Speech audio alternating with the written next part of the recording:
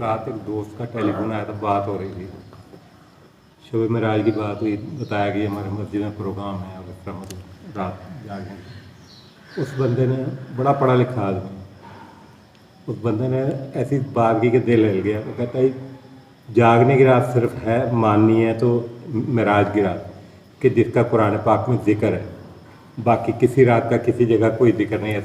मौलवियों ने खुद बना दी, ये कर दिया। मतलब अजीब बात है कि ये हैरान हो गया कि यार बंदा अच्छा वाला मुसलमान है।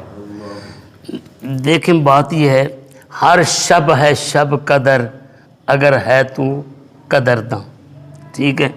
वैसे तो अल्लाह की रहमत को फ़कत शब मेराज, शब बारात के साथ मुक़य्यद करना ये गलत है, लेकिन कुछ घड़ियाँ, कुछ सातें ऐसी होती हैं, जिस तरह रमज़ान मुबारक, ठीक है ना, रमज़ान मुबारक, अल्लाह रब्बुल इज़्ज़त क्या फरमाता है,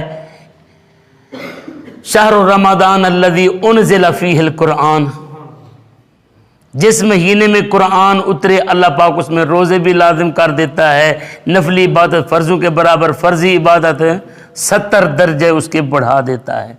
और फिर उस रात में, उस महीने में एक रात ऐसी आती है, अल्लाह रब्बुल इज़्ज़त इरशाद फरमाता है कि इन्ना अंज़लनाहु फ़ी लैलतिल क़द्र वमा अदराका मा लैलतुल क़द्र लैलतुल क़द्र खैरुम मिन अल्फ़ि शहर। ख़ास तौर पर उस महीने में एक रात है जिसमें कुरान उतरा, उस कुरान में, उस रात में जिसमें कुरान उतर रहा है, अल्लाह पाक फरमाता है कि खैरुम मिन अल्फ़ि शहर, उसकी बरकत से हमने 1000 महीने से भी बेहतर कर दिया। अब ये जो शब बारात है, इसका ज़िक्र भी कुरान मुक़द्दस में मौजूद है, ठीक है ना, कुरान मुक़द्दस में मौजूद है।